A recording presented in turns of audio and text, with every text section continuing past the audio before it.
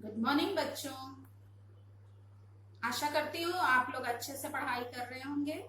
बच्चों, इसी महीने के एंड में आप लोगों का यूनिट टेस्ट होना है, इसलिए आप लोग को जितना पढ़ाया जाता है उसको अच्छी प्रकार से याद कीजिए ताकि आप अपने यूनिट को अच्छे से दे सकें।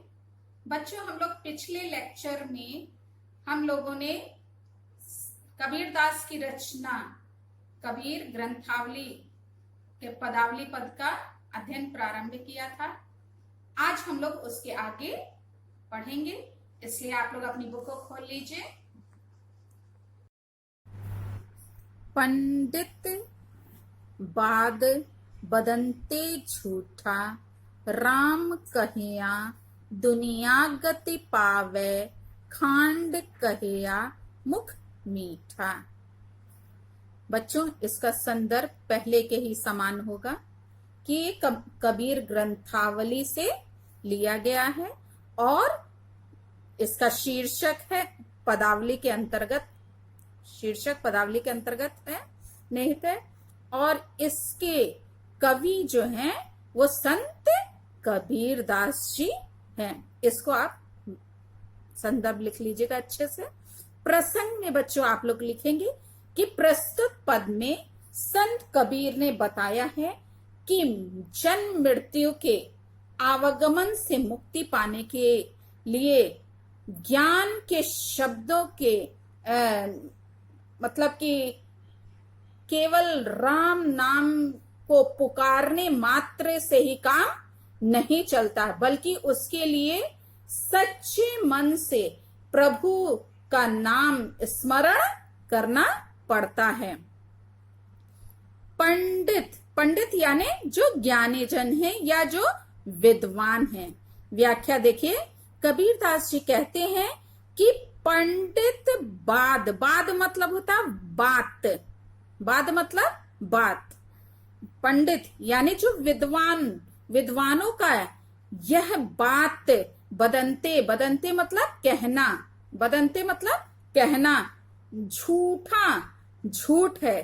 पंडितों का यह कहना, यह बात कहना क्या है? झूठ है। या विद्वानों का यह बात कहना झूठ है कि राम कहया, राम का नाम लेने से दुनिया गति पावे।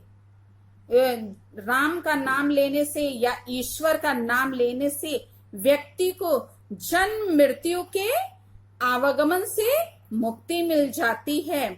यदि ऐसा होता तो राम के नाम का उच्चारण करने मात्र से ही मनुष्य को मोक्ष की प्राप्ति हो जानी चाहिए। और इस प्रकार बड़ी आसानी से दुनिया के सभी लोग क्या कर लेते? मोक्ष को प्राप्त कर लेते। किंतु ऐसा कहना क्या है? एकदम गलत है। ऐसा जो है बिल्कुल संभव नहीं है। वो इसको विभिन्न उदाहरणों के द्वारा स्पष्ट करना चाह रहे हैं। कह रहे हैं कि यदि कहने मात्र से सब कुछ हो जाए तो खांड कहेया, खांड मिठाई का नाम है। खांड कहने से, खांड का नाम लेते ही मुख मीठा, मुख को मीठा हो जाना चाहिए। पावक कहेया, पावक यानी आग, आग कहने मात्र से पाँव जे दांझे, पाँव को क्या हो जाना चाहिए? दांझे मतलब जलना, पाँव को जल जाना चाहिए। जल कही, और जल कहते ही तृषा मतलब होता है प्यास, प्यास बुझ जानी चाहिए। भोजन कहेया, और भोजन कहने मात्र से ही भूषी मतलब होता है पैर, भूषी मतलब पैर, पैर क्या हो जाना नहीं, भोजन कहने मात्र से क्या होना चाहिए? भूषी यानी भूख जो है वो शांत हो जानी चाहिए, भाग जानी चाहिए। और फिर ये आगे कह रहे हैं तो सब कोई तिरि जाई, तब ऐसा कहने से सब क्या हो जाएंगे? संसार के सभी प्राणी जो है भव सागर से वो तिरिजाई यानी तर कर मोक्ष को प्राप्त कर लेंगे। एक बार फिर से सुनिए, भोजन कहया, भोजन कहते ही भूषी यानी भूख जो है भाजे मतलब भाग जानी चाहिए। इस प्रकार नाम मात्र का उच्चारण करके तो सब कोई तिरिजाई, सभी मनुष्य जो संसार के जितने भी प्राणी हैं वो सब क्या हैं, भव सागर से यानी संसार रूपी सागर से वो सब तर करके, तिरी मतलब तर करके मोक्ष को उन्हें प्राप्त वो सब कर लें। नर की साथ सुवा हरि बोले। आगे ये बता रहे कबीरदास जी कहते हैं कि नर यानी मनुष्य के साथ उसका पिंजरे में बंद जो पालतू तोता है वो भी क्या करता है, हरि बोले, वो भी हरि अर्थात ईश्वर का राम राम बोलता है, नाम का उच्चारण करता है। हरि परताप न जाने, किंतु वो ईश्वर की परताप को यानी महिमा को नहीं जानता है। जो कबहू उड़ी जाई जंगल में, और जब कभी वह अवसर पाकर जंगल में उड़ जाता है, बहुरी न सुरते आणी, तब उसे राम के नाम का सुरते यानी स्मरण आणे मतलब नहीं आता है, तब उसे ईश्वर के नाम का स्मरण नहीं आता यानी राम राम बोलना वो भूल जाता है। आगे कह रहे हैं इसलिए वह मोक्ष नहीं प्राप्त कर पाता है। कबीरदास जी कहते हैं कही कबीर प्रेम नहीं उपजे। हाँ, वो कह रहे हैं कि मुझे भगवान के यहाँ पे एक लाइन छूट गई, साची प्रीति विषय मायासु हरि भक्तनी सुहासी।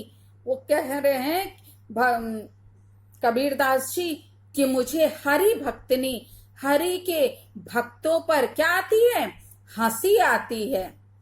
किस पे हंसी आती है, मुझे भगवान के उन भक्तों पर हंसी आती है जो क्या कहते हैं, जो पिंजरे में बंद तोते की भांति केवल राम नाम का उच्चारण करते हैं। वे राम के नाम का उच्चारण अपने मुख से तो अवश्य करते हैं, किंतु उनका क्या है, साची प्रीति, उनका सच्चा प्रेम नहीं होता है। विषय मायासु, उनका सच्चा प्रेम किससे होता है, विषय माया से यानी सांसारिक विषयों के प्रति उनका प्रेम होता है। वो सांसारिक प्रलोभनों में ही केवल उसी से प्रीति रखते हैं। ऐसे में भला उनका उद्धार कैसे संभव है। कहीं कबीर प्रेम नहीं उपजे। आगे कह रहे हैं कि जिस प्रकार से व्यक्ति के मन में प्रभु के प्रति सच्चा प्रेम नहीं उत्पन्न होता, वह साधारण मनुष्य के समान जन्म मृत्यु के बंधन में बंध कर जो है बंधियो जमपुरी जासी, वो सांसारिक प्रलोभनों में फंस कर कहाँ जाता है, बंद करके यमलोक को जाता है और नरक को भोगता है। इसी प्रकार केवल प्रभु के नाम का उच्चारण करने मात्र से मनुष्य को मुक्ति प्राप्त नहीं होती है। वो यहाँ बताना चाह रहे हैं कि प्रेम को यदि उत्पन्न करना है, ठीक है, और स्वर्ग को प्राप्त करना है, मुक्ति को प्राप्त करना है, तो हमें क्या करना है, ईश्वर के केवल नाम का ही स्मरण नहीं करना है, बल्कि हमें अपना जीवन ईश्वर भक्ति में व्यतीत करना, अच्छे कर्म करने हैं। तब जाकर के हमको क्या होगा, मोक्ष की प्राप्ति होगी। जन्म मरण के बंधन से हमें बार बार आने जाने से, आवागमन से मुक्ति प्राप्त होगी। इसका बच्चों का अवगत सौंदर्य आप लिखिएगा कि भाषा सधुक्कड़ी है, रस जो है बच्चों शांत रस है, और छंद जो है ये गे पद है, और अलंकार में आप लिखिएगा बात बदंते में अनुप्रास अलंकार है, तथा शेष बाकी पद में दृष्टांत अलंकार है, क्योंकि ये विभिन्न दृष्टांतों के द्वारा अपने बात को इन्होंने यहाँ पे स्पष्ट किया है। अब हम लोग बच्चों नेक्स्ट पैराग्राफ पढ़ेंगे। हम ना मरे मरी हैं संसारा, हमको मिलिया जियावन हारा। बच्चों ये इम्पोर्टेंट है, बड़ा बढ़िया इन्होंने ये पद लिखा है। देखिए महात्मा, इसमें प्रसंग आप लिखेंगे कि महात्मा कबीर का ऐसा विचार है, मानना है कि परम ब्रह्म से मन लगाने पर, ठीक है, यानी ईश्वर से मन लगाने पर जीव को क्या होता है, अमरत्व की प्राप्ति हो जाती है, अर्थात वो अमर हो जाता है, उसे बार बार जन्म लेने की आवश्यकता फिर नहीं पड़ती है। व्याख्या देखिए, हमको हम ना मरे मरिए संसारा। यहाँ कबीर दास जी कहते हैं कि यह संसार जो है भले ही समाप्त हो जाए, है पूरा संसार, लिखा है ना मरिए संसारा, मतलब कि ये पूरा संसार क्या हो जाए, समस्त संसार, संसार के सभी प्राणी मृत्यु को प्राप्त हो जाएं, किंतु हम ना मरे, परंतु मैं नहीं मरूंगा,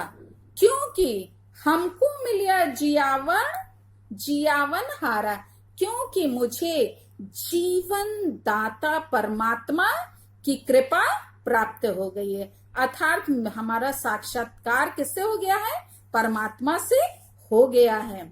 ये जियावन हारा मतलब जीवन दाता परमात्मा, ठीक है।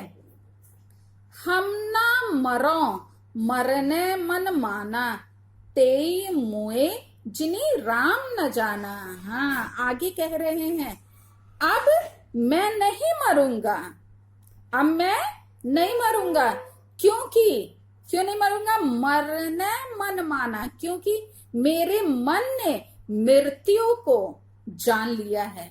क्यों नहीं मरेंगे, क्योंकि मेरे मन ने मृत्यु को जान लिया है।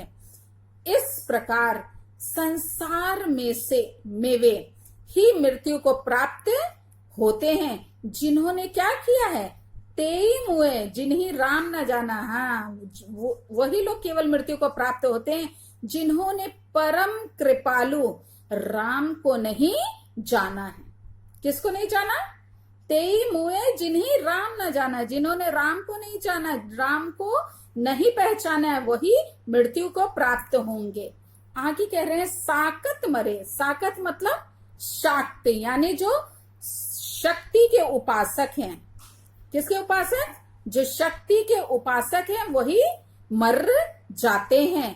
किंतु संत जन जीवे, किंतु परम तत्व को है जानने वाले, कौन, किंतु परम तत्व को जानने वाले जो संत जन हैं वो सदैव जीवित रहते हैं।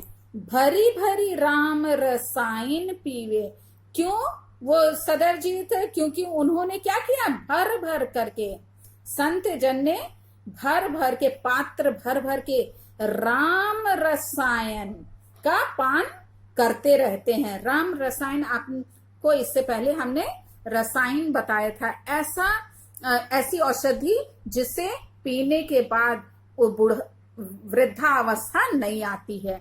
अर्थात वो क्या होते हैं, राम नाम रूपी, जब उन्होंने भक्ति का स्वाद जब वो चख लेते हैं, उसको भर भर के उसके आनंद को वो ग्रहण कर लेते हैं, तो क्या होता है, फिर वो मृत्यु को प्राप्त नहीं होते हैं। हरि मरिए, आगे क्या कह रहे हैं, हाँ ये बता रहे हैं कि यदि मेरी मृत्यु तो उसी समय होगी जब क्या होगा, भगवान भी मर जाएगा। हरि मरिए तो हम हो मरिए। वो क्या कह रहे हैं, यदि ईश्वर अर्थात परमात्मा की मृत्यु होगी उसी समय हम भी क्या हो जाएंगे, मर जाएंगे। यदि क्या है, हम ना, आगे लिखे हरि ना मरे, कह रहे हैं भगवान नहीं मरता है, आप सब जानते हैं, क्योंकि वह तो क्या है, अमर है। हम काहे को मरी हैं, तो कह रहे मैं क्यों मरूंगा, यदि भगवान नहीं मरता है तो मैं क्यों मरूंगा। कहीं कबीर मन मन ही मिलावा, आगे कह रहे हैं कि मैंने अपने मन को किससे मिला लिया, परमात्मा के मन से मिला लिया है। मैंने अपने मन को परमात्मा के मन से मिला लिया। कबीरदास जी कह रहे हैं अमर भय सुख सागर पावा। आगे कह रहे हैं इसलिए मैंने अमर होकर, क्या होकर, अमर भय यानी अमर होकर सुख सागर यानी सुख रूपी सागर को पावा मतलब प्राप्त कर लिया है। अर्थात आत्मा क्या हो गई है, मेरी परमात्मा से मिल गई है। इसलिए मैंने अमर होकर सुख रूपी सागर को प्राप्त कर लिया है। आगे कह रहे हैं कहने का उनका मतलब यह है कबीरदास जी का कि मेरी आत्मा जो है वो क्या हो गई है, आनंद के सागर उस परमात्मा के साथ मिलकर स्वयं आनंद स्वरूप हो गई है। इसलिए अब वो क्या होगा, क्या मृत्यु को बिल्कुल प्राप्त नहीं होगा, क्योंकि परमात्मा ही नहीं मरते हैं तो फिर मैं क्यों मरूंगा। इसका कागज सौंदर्य बच्चों आप लिखिएगा कि भाषा सधुक्कड़ी है, अलंकार अनुप्रास है, पुनरुक्ति प्रकाश है तथा रूपकाति श्योक्ति। 3 अलंकार का प्रयोग इसमें हुआ है। रस बच्चों शांत रस है और छंद गे पद है। आखिरी पद देखिए, ये मोस्ट इंपॉर्टेंट है बच्चों। काहे रे नलनी तू कुम्हिलानी, तेरे ही नाली सरोवर पानी। जल में उत्पत्ति जल में बास, जल में नलनी तोर निवास। ना तली तपती न ऊपरी आगी, तोर हेतु कहू कासने लागी। कहे कबीर जे उदिक समान, ते नहीं मुए हमारे जान। बच्चों ये आप सब जान रहे हैं कि कबीर ग्रंथावली से ये पदावली ली गई है। पदावली शीर्षक के अंतर्गत ये पद है और कबीरदास जी इसके जो हैं कवि हैं। बच्चों इसमें आप प्रसंग लिखिएगा कि यहाँ कबीर ने कमलिनी के माध्यम से, कौन, कमलिनी यानी आप सब जानते हैं कमल, कमल देखे होंगे। कमलिनी के माध्यम से क्या किया है, आत्मा की स्थिति पर प्रकाश डाला है। यहाँ पे बच्चों डबल मीनिंग है, एक कमलिनी के पक्ष में इसकी व्याख्या है और एक आत्मा के पक्ष में है। इसकी व्याख्या 2 प्रकार से की जा रही है, तो ये देखिएगा बच्चों। काहेरी नलनी तू कुंभलानी, नलिनी यानी कमलिनी होता है और कुंभलानी मतलब मुरझा रही हो, और नाली, नाली मतलब होता है कमल की डंडी। तो इसमें कबीरदास जी कहते हैं कि हे कमलिनी तू क्यों मुरझा रही है। काहे रे तू कुमलानी यानी तू क्यों मुरझा रही है। तेरी नाल जो है, तेरी नाल यानी डंडी तो क्या है, तालाब के जल में डूबी हुई है। सरोवर मतलब तालाब, तालाब के जल में क्या है, डूबी हुई है। फिर तेरे कुंभलाने का क्या कारण है, मतलब कि जब तुम्हारा निवास स्थान ही जल में है और जल में ही तुम रहती ही हो, तो फिर क्यों तुम कुम्हला रही हो, तुम्हें कुम्हलाना नहीं चाहिए। जल में उत्पत्ति जल में वास, आगे क्या कह रहे हैं कि तेरा जन्म जो है, उत्पत्ति यानी जन्म जो है जल में ही हुआ है और जल में ही वास, वास मतलब निवास स्थान है, और तुम जल में ही क्या करती हो, रहती हो। जल में नलनी तोर निवास, आगे कह रहे हैं तुम्हारा जल में ही क्या है, पूरा जीवन जो है वो रहने वाला है। निवास स्थान तुम्हारा क्या है, जल ही है।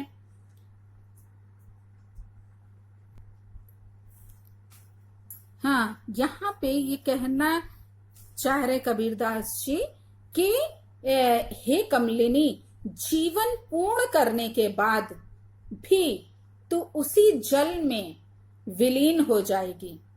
किसमें, जल में ही तू समाप्त भी हो जाएगी, विलीन भी हो जाएगी। ना तली तपती ना ऊपरी आगी, आगे वो कह रहे हैं कि ना तो तू नीचे से तपती है। तली, तली मतलब नीचे वाला भाग है, वो तो जल में है, इसलिए तो तली भी नहीं तुम्हारी तपती है। और ना ऊपरी आगी और ना तेरे ऊपर ही आग है, अर्थात ना तो तुझे नीचे से कष्ट है और ना ही ऊपर से, क्योंकि तू जल में ही स्थित है। तोर हेतु कहू कासने लागी। कासनी मतलब किससे, हेतु, हेतु मतलब होता है प्रेम। तुम्हारा प्रेम कहू, कहो किससे लागी, किससे हो गया है। आगे ये कह रहे हैं कि फिर तुम्हारे कष्ट का क्या कारण है, तुम्हारे मुरझाने का क्या कारण है। कबीर उसके मुरझाने के कारण को खोज लेते हैं और पूछते हैं कि कहो तुम्हारा किससे प्रेम हो गया। हेतु मतलब प्रेम, तुम्हारा कासनी यानी किससे प्रेम हो गया है। कही कबीर जे उदित समान। कबीर को ऐसा प्रतीत होता है कि कमलिनी जो है उसका उदित समान। उदित मतलब होता है उदिक मतलब जल, उदिक मतलब जल। ते नहीं मुए हमारे जान। वो कह रहे हैं हमारे जानने में तुम्हें मृत्यु को प्राप्त नहीं होना चाहिए, लेकिन हाँ यहाँ पे कह रहे हैं कि उदिक समान, उदिक समान, उदिक मतलब जल और समान मतलब समाये हुए। तुम्हारा पूरा जो है मेरे जानने में तुम पूर्ण रूप से किसमें हो, जल में हो, और ना नीचे में तुम्हारे क्या है, तली तुम्हारी तपती है, ना ऊपर आग है। इसलिए कबीर आगे कह रहे हैं कि मुझे ऐसा प्रतीत होता है कि कमलिनी का सूर्य से क्या हो गया है, प्रेम हो गया है। यहाँ कह रहे हैं ना, तोर हेतु कहू कासने लागी। तुम्हारा प्रेम, हेतु मतलब प्रेम, और कहो कासनी किससे हो गया है, मतलब कि लगता तुम्हारा प्रेम किससे हो गया, सूर्य से प्रेम हो गया, इसलिए तुम क्या हो रही हो, मुरझा रही हो। यहाँ अपना निष्कर्ष देते हुए कबीर कहते हैं कि जो परमात्मा के समान हो गए हैं, ठीक है, उनकी मृत्यु कभी नहीं होती है, वे क्या हो जाते हैं, अमर हो जाते हैं। लेकिन यदि किसी का दूसरे से, परमात्मा से प्रेम ना होकर किसी अन्य से प्रेम होता है, तभी वो क्या होते हैं, मृत्यु को प्राप्त होते हैं। जैसे मतलब कि सांसारिक प्रलोभनों में जो फंसता है वही क्या होता है, मृत्यु को प्राप्त होता है। जिसका परमात्मा जो से प्रेम होता है वो परमात्मा के समान हो जाता है और वो कभी को मृत्यु को प्राप्त नहीं होता है। ये तो कमलिनी के पक्ष में बच्चों व्याख्या रही। अब है आत्मा के पक्ष में। यहाँ पे इसी पैराग्राफ को आत्मा के पक्ष में कबीरदास जी जीवात्मा से कहते हैं कि हे आत्मा, तू क्यों दुखी हो रही है, तेरा मूल जो है वो कहाँ है, परमात्मा है। बताना चाह रहे हैं क्योंकि आप सब जानते हैं कि जीव की आत्मा कहाँ से आती है, परमात्मा में से ही निकल के आती, और मृत्यु के पश्चात वही आत्मा जो है परमात्मा में फिर विलीन हो जाती है। तो यहाँ मैं ये बताना चाह रही कि ये आत्मा तू क्यों दुखी हो रही है, तेरा मूल तो परमात्मा है, परमात्मा से तेरा जन्म हुआ है, तू उसी में स्थित है और मृत्यु के पश्चात तुझे उसी में विलीन भी हो जाना है, मतलब कि परमात्मा के पास ही तो पहुंच जाएगी। फिर तेरे कष्ट का क्या कारण है। दूसरी बात यह है कि ना तो तुझे कोई सांसारिक कष्ट है और ना ही कोई दैविक कष्ट है। यहाँ कह रहे हैं कि दैहिक और दैविक जितने भी कष्ट होते हैं वे सब क्या होते हैं, शरीर को ही होते हैं, आत्मा को नहीं। आप सब जानते हैं ये जो पंचतत्व से निर्मित शरीर है वो क्या है, वो ही मृत्यु के पश्चात मिट्टी में मिल जाता है। लेकिन आत्मा क्या होती है, शरीर को तुरंत मृत्यु होने पर तुरंत वो त्याग देती है। वो जैसे शरीर को छोड़ती है शरीर क्या होता है, हो जाता है, नश्वर हो जाता है। तो यही बता रहे हैं कि जितने भी दैहिक और दैविक जितने भी कष्ट होते हैं वे सब शरीर को ही होते हैं। शरीर ही जो है बीमार पड़ता है, उसी में अनेक रोग लगते हैं, उसी को ये सारे जो है सर्दी खांसी बुखार है, धूप और ये सब का प्रभाव पड़ता है, लेकिन आत्मा जो उसके अंदर निवास करती है उसको कोई भी कष्ट नहीं होता है। तो ये कह रहे फिर कहो तुम्हारी कष्ट का क्या कारण है। कबीर पूछते हैं कि परमात्मा को छोड़कर शायद तुम्हारा प्रेम किसी अन्य से हो गया। यहाँ कहने का यह तात्पर्य है इनका कि तुम्हें अन्य सांसारिक विषयों से जो प्रेम हो गया उसके कारण ही तो दुखी हो।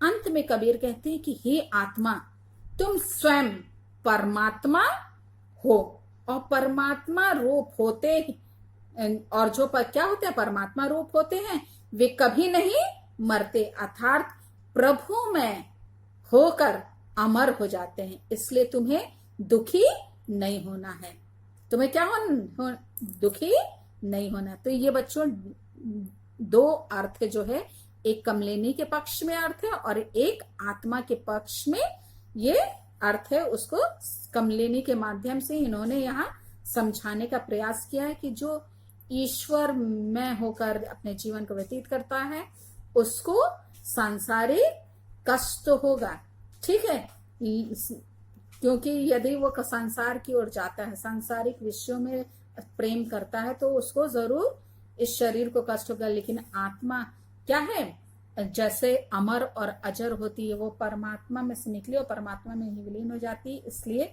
तुम्हें दुखी होने की आवश्यकता बिल्कुल भी नहीं है। ढेर सारे प्रश्नों के माध्यम से बच्चों छोटे छोटे प्रश्न पूछे जा सकते हैं।